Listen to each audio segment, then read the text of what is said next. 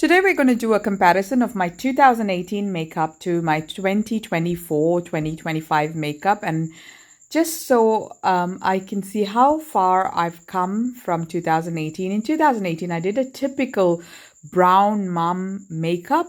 I'd do a clashing dark black eye with a thick brow and a red bright lipstick, often not having a clue about what the undertone would.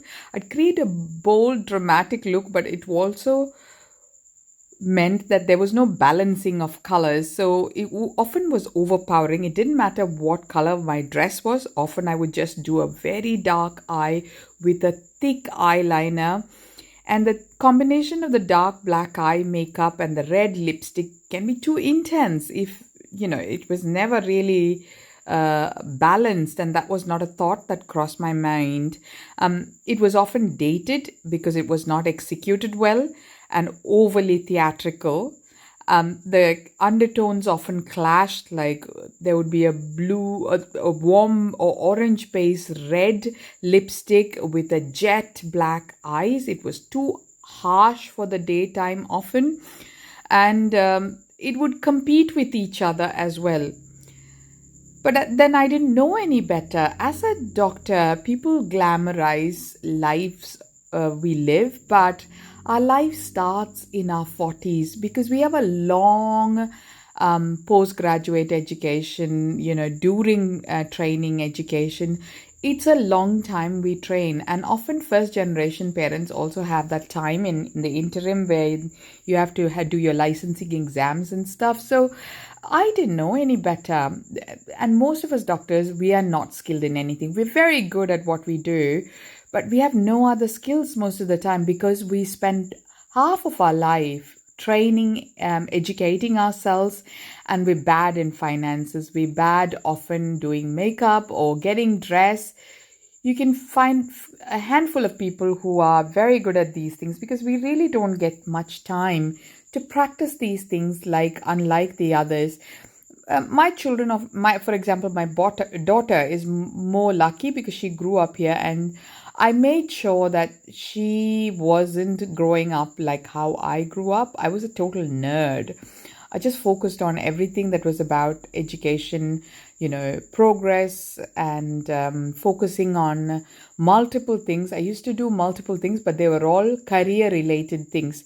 So now it's a different atmosphere. You can see how clashing that eye look is. I've applied a thick eyeliner, I've applied a thick eye pencil, a kohl pencil, and a bright, warm red lipstick, and there was no skin prep that I had done.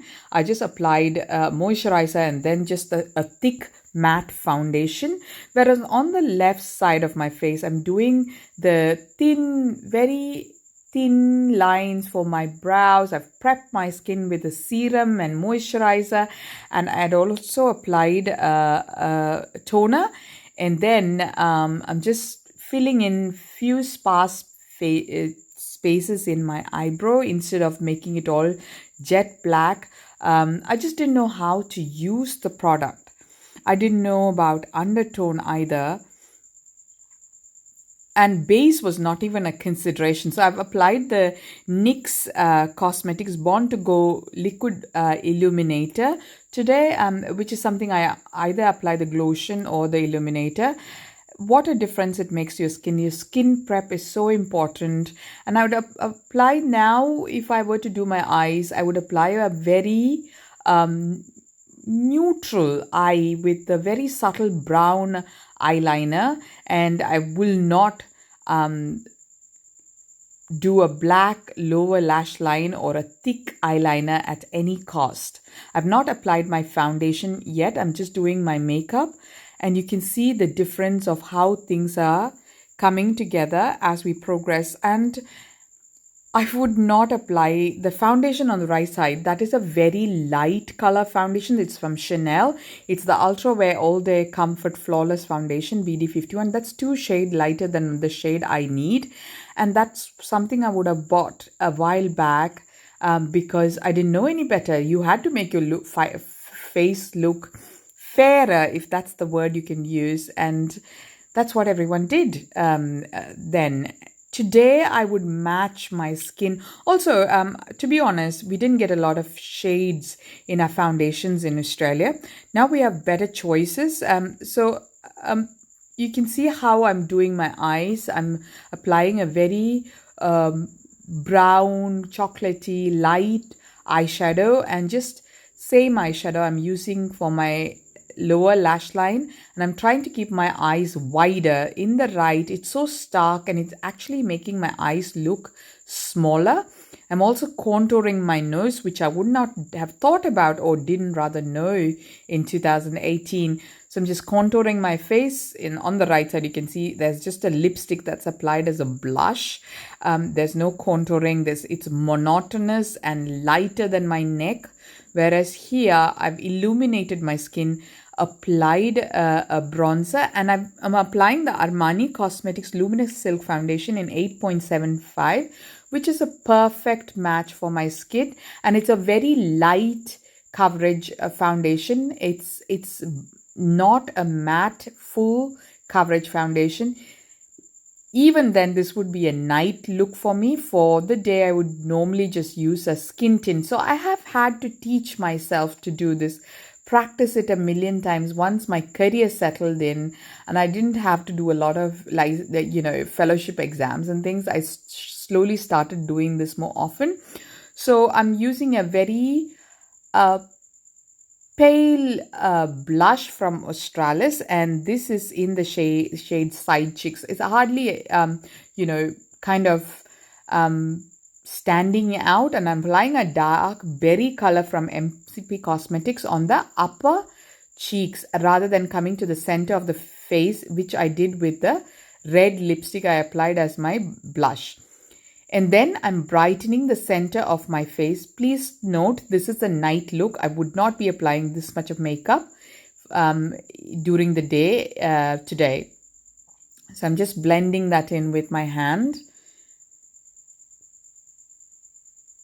So yeah, as I was saying, we didn't know any better. We have no time for anything. And I generally tend to tell people you need to have a lot of passion to make those sacrifices and imagine yourself doing this for the rest of your life.